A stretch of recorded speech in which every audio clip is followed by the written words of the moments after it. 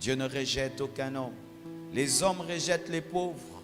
Les hommes rejettent les personnes qui ne sont pas très belles naturellement. Les hommes rejettent les personnes qui n'ont pas beaucoup étudié. Les hommes rejettent les personnes qui ne les ressemblent pas. Les hommes rejettent les personnes qui ne sont pas avec eux. Mais Dieu accepte tout homme pourvu que tu croies en Jésus.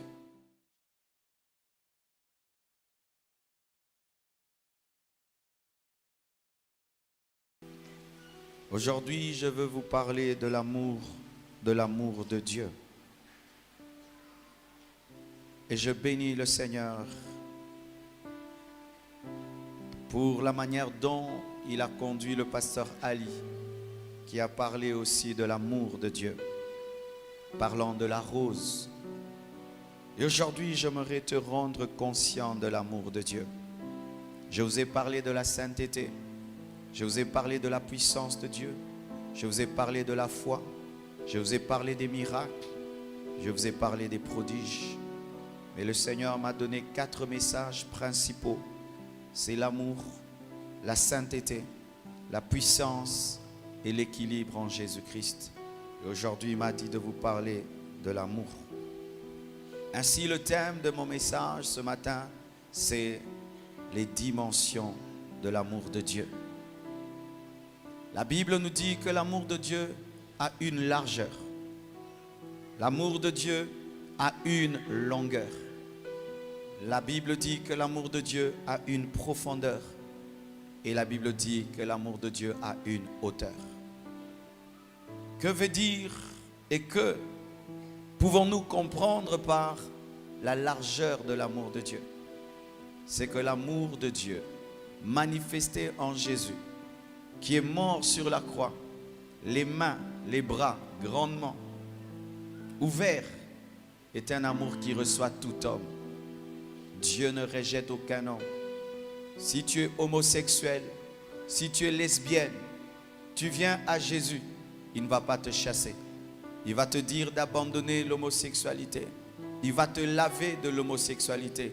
Il va t'utiliser, il va te délivrer. C'est un amour qui ne rejette aucun homme. Tu peux être là, tu as tué dans ta vie. Tout le monde te rejette. Mais si un meurtrier vient vers Dieu en Jésus, Dieu ne le chassera jamais. Paul a tué.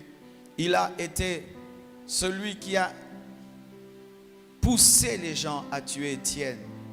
Mais ce même Paul qui a tué, Jésus est allé le chercher et il a fait de lui son serviteur. Des fois, le diable te dit que Dieu ne t'aime pas parce que tu as commis un péché et il te culpabilise pour que tu t'éloignes de Dieu. Mais sache que ce n'est pas vrai. Quel que soit ton péché, quelle que soit ta situation, quel que soit ton état, si tu viens à Jésus-Christ, Dieu te pardonnera. Dieu te pardonnera. Dieu ne rejette aucun homme. Les hommes rejettent les pauvres. Les hommes rejettent les personnes qui ne sont pas très belles naturellement. Les hommes rejettent les personnes qui n'ont pas beaucoup étudié. Les hommes rejettent les personnes qui ne les ressemblent pas. Les hommes rejettent les personnes qui ne sont pas avec eux. Mais Dieu accepte tout homme pourvu que tu croies en Jésus. J'aimerais parler à tous les rejetés. Tu es rejeté quelque part, tu es abandonné quelque part. Même si les hommes t'abandonnent, il y a quelqu'un qui ne t'abandonnera jamais. Jésus de Nazareth. L'amour de Dieu n'est pas seulement large. L'amour de Dieu est long. La longueur de l'amour de Dieu nous est révélée par la verticalité de la croix. C'est un amour qui unit la terre avec le ciel, qui réconcilie le pécheur avec son Dieu. Mon frère, personne ne peut t'aider à te réconcilier avec Dieu si ce n'est son amour. Et je t'assure, mon frère, quel que soit le fait que tu sois loin de Dieu, l'amour de Dieu est assez long pour aller te prendre et pour te ramener. Jésus est venu afin de réconcilier le ciel avec la terre avec le ciel. L'amour de Dieu n'est pas seulement large. L'amour de Dieu n'est pas seulement long. L'amour de Dieu est aussi profond. Et la profondeur de l'amour de Dieu se révèle par la croix. La croix était enracinée dans la terre et l'amour de Dieu est profond. Quand Dieu te dit qu'il t'aime, ce ne sont pas que des paroles, ce sont des œuvres. C'est pourquoi la Bible nous dit, il a tant aimé et il a donné son Fils. Les hommes aiment en parole. Un homme peut dire à une femme, je t'aime, je vais te rendre heureuse. Après, demain, il te trompe, il te tape, il t'insulte. Mais Jésus, quand il te dit je t'aime, il est prêt à mourir pour toi. L'amour de Dieu est profond. L'amour de Dieu n'est pas superficiel. Dieu n'est pas un poète qui parle seulement. Lorsqu'il parle, il le pense et il va le faire. Quand Dieu te dit que tu es merveilleux, tu es vraiment merveilleux. Quand Dieu te dit que tu es glorieux, tu es vraiment glorieux. Quand il te dit qu'il t'aime, il t'aime vraiment. L'amour de Dieu n'est pas superficiel. L'amour de Dieu n'est pas comme l'amour des humains qui aiment et puis qui rejettent, qui prennent et puis qui abandonnent. Dieu ne t'abandonnera jamais. Je dis, il ne t'abandonnera jamais. Il ne t'abandonnera jamais. Même quand tu traverseras la vallée de l'ombre de la mort, il sera avec toi. Même quand tu seras à l'hôpital, tout le monde peut rentrer à la maison. Lui va rester à ton chevet. Quand tu vas mourir, tout le monde partira. Mais lui sera avec toi dans le tombeau. Et au dernier jour, il te ressuscitera. Lorsque tu deviendras pauvre, il sera là. Quand tu seras riche, il sera là. Jamais il ne t'abandonnera. L'amour de Dieu est profond. L'amour de Dieu est profond. L'amour de Dieu est profond. L'amour de Dieu est profond. Mes frères et sœurs, l'amour de ce monde est rempli de superficialité. La plupart des temps, quand un homme te dit je t'aime, ça veut dire j'ai des intérêts. Je t'aime, je veux profiter de toi. Mais Dieu ne cherche pas à profiter de toi. Lui veut te donner, lui veut t'accorder. Il n'a rien à prendre auprès de toi parce que tu n'as rien. Tout ce que tu as, c'est lui qui te l'a donné. Dis avec moi, Jésus, merci pour ton amour. L'amour de Dieu n'est pas seulement large. L'amour de Dieu n'est pas seulement long. L'amour de Dieu n'est pas seulement profond. L'amour de Dieu est aussi haut. C'est dire quoi? C'est l'amour qui est élevé au-dessus de tous les amours. Sur la terre, il y a l'amour entre les frères. Les frères s'aiment beaucoup. Mais tu ne peux pas aimer ton frère comme Jésus aime ton frère. Parce que même entre les frères, il y a des fois des jalousies, il y a des fois des rivalités. Caïn a tué Abel. L'amour de Dieu est plus que l'amour d'une mère. Ta mère t'aime beaucoup, mais le jour que tu vas mourir, elle va te laisser. Elle peut même t'oublier. Certaines mamans oublient même qu'elles ont perdu un enfant. L'amour de Dieu est plus haut que l'amour d'un père. L'amour de Dieu est plus haut que l'amour d'un ami. Un ami peut t'aimer, mais tu deviens plus fort que lui, plus puissant que lui. Il ne te supporte pas. L'amour de Dieu est haut. C'est pourquoi on l'appelle l'amour agapao, l'amour sans intérêt. Ce n'est pas l'amour parce que, c'est l'amour. Quand tu poses la question à un homme, pourquoi tu aimes cette femme? Il dit parce qu'elle est belle. Pourquoi tu aimes cet homme? Parce qu'il est riche. Mais quand on pose à Dieu la question pourquoi il t'aime, il dit seulement je l'aime. C'est un amour sans condition. Il n'a pas besoin que tu puisses faire quelque chose pour t'aimer. Il t'aime déjà. Il t'a aimé avant même que tu sois créé. Il t'a aimé même avant que tu ne puisses prier. Il est mort pour toi, mais tu n'existais pas. C'est un amour sans intérêt. Sans intérêt. Sans intérêt. C'est l'amour qui est élevé au-dessus de tout amour. Dans ce monde, on nous présente beaucoup l'amour éros, l'amour pour les femmes, l'amour pour les hommes. Mais ça, c'est un bas amour. Un homme peut t'aimer parce que tu es belle. Demain, quand tu vieillis, il ne va plus t'aimer. Une femme peut t'aimer parce que tu es beau dans tes vêtements. Quand tu vas vieillir, elle ne va plus t'aimer. Mais Dieu va t'aimer pendant que tu es jeune. Il va t'aimer dans ta vieillesse. Il va t'aimer toujours. Pourquoi? Il n'a pas un amour parce que il t'aime, c'est tout. L'amour de Dieu est haut. Personne ne peut t'aimer plus que Dieu. Sur cette terre, le plus haut niveau de l'amour, c'est l'amour qu'une mère donne à ses enfants. C'est le plus haut niveau. Mais Dieu dit, si une mère peut oublier sa progéniture, moi je ne t'oublierai jamais. Il t'aime plus que ta maman. J'ai une mère qui m'aime beaucoup. Ma mère m'aime beaucoup. Mais Jésus m'aime plus que ma mère m'aime. J'aimerais te dire que Jésus t'aime plus que ta maman, Jésus t'aime plus que ton mari, Jésus t'aime plus que ta femme, Jésus t'aime plus que tes amis. Mais comment tu abandonnes Jésus pour des hommes alors qu'il t'aime d'un amour philéo et d'un amour éros, mais Dieu t'aime d'un amour agapé. Alléluia. Et quand Jésus-Christ démontre cet amour agapé, regardez, lorsqu'un garçon veut demander la main à une fille, qu'est-ce qu'il fait? Maintenant c'est la mode, tu t'agenouilles un peu, n'est-ce pas? Et puis tu donnes une bague. Mais Jésus n'a pas seulement mis un genou à terre, il a quitté le ciel pour la terre afin de te demander la main. Les hommes s'agenouillent quelques secondes et après quand tu dis oui, ils ne s'agenouillent plus. Mais Jésus a quitté le ciel pour la terre pendant 33 ans. Pendant 33 ans parce qu'il te voulait.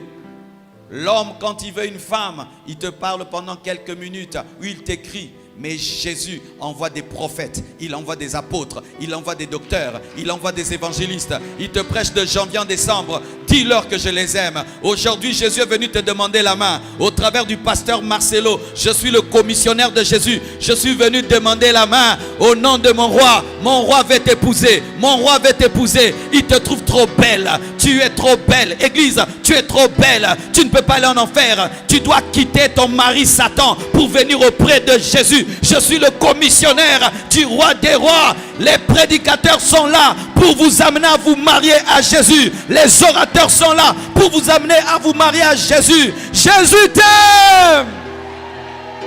Il m'a dit de te dire qu'il t'aime. Lorsqu'une fille veut se marier, qu'est-ce que fait son mari? Il lui achète une robe déjà belle. Et s'il est trop gentil, il peut un peu la repasser. Mais souvent les hommes ne repassent même pas la robe du mariage. Mais Jésus pour t'épouser ne t'a pas donné du coton, il t'a pas donné du soie, il t'a donné la robe de la justice, lavée par son sang, lavée par son sang. Aïe, aïe. Il n'a pas utilisé le savon, il a utilisé son sang pour laver ma robe.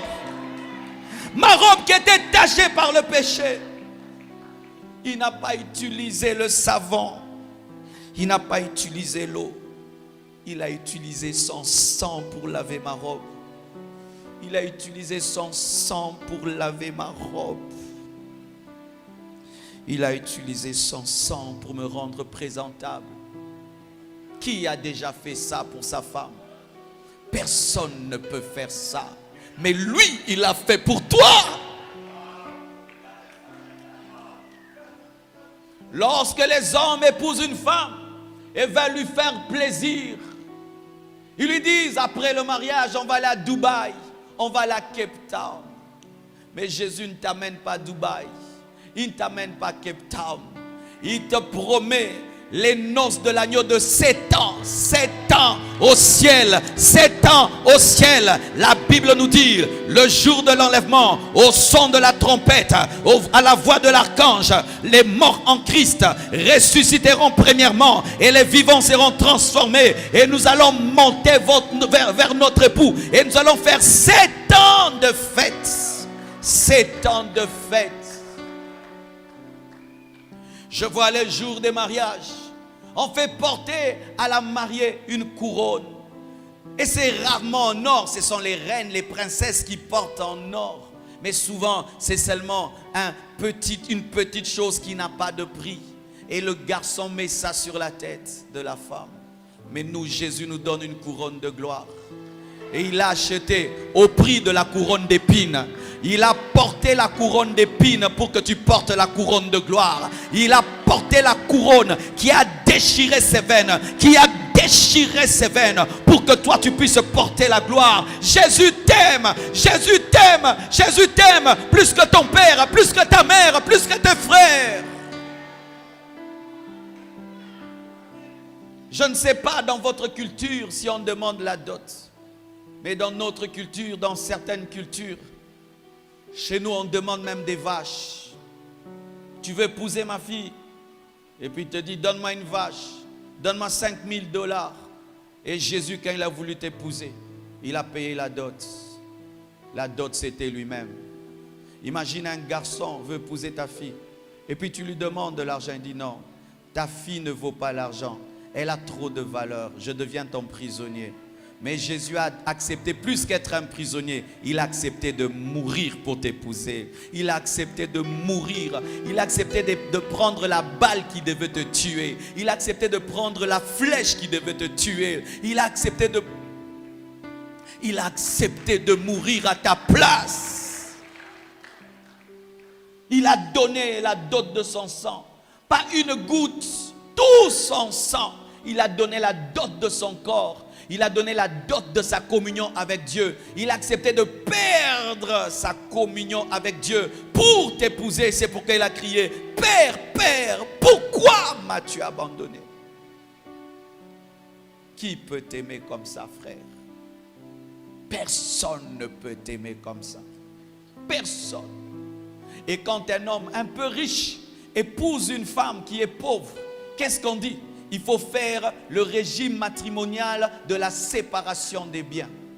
Pourquoi? Je suis millionnaire. Toi, tu es pauvre. Tu vas profiter de moi. Les gens se marient mais disent séparation des biens. Ce qui est à moi est à moi. Ce qui est à toi est à toi. Mais nous, on est venus avec zéro dans le mariage avec Jésus. Zéro. Mais qu'est-ce qu'il dit? Communauté de biens. Ce qui est à moi est à toi. Alléluia. Ainsi tu es un multimilliardaire, mais tu n'as rien amené dans le mariage. Et il t'a donné le Saint-Esprit et tu n'as rien amené dans le mariage. Et la Bible dit, du riche qu'il est, il s'est appauvri pour t'enrichir.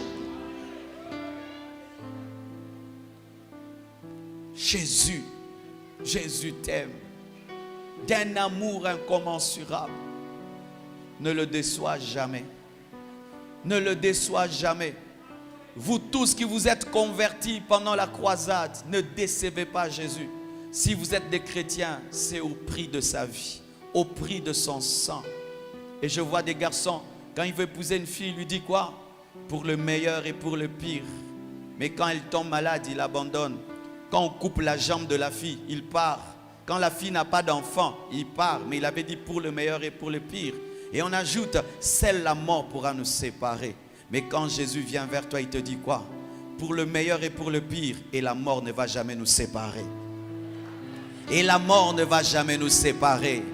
Oh mon frère, pendant que Paul est mort, il est avec Jésus. La mort n'a pas séparé Paul avec Jésus. Et lorsque tu mourras, que ce soit dans le feu, que ce soit dans l'eau, que tu sois bombardé, où que tu sois, Jésus sera avec toi. Parce que dans ce mariage, même la mort ne peut pas nous séparer. Il ne t'abandonnera jamais. Il ne te délaissera jamais. Jamais. Jamais.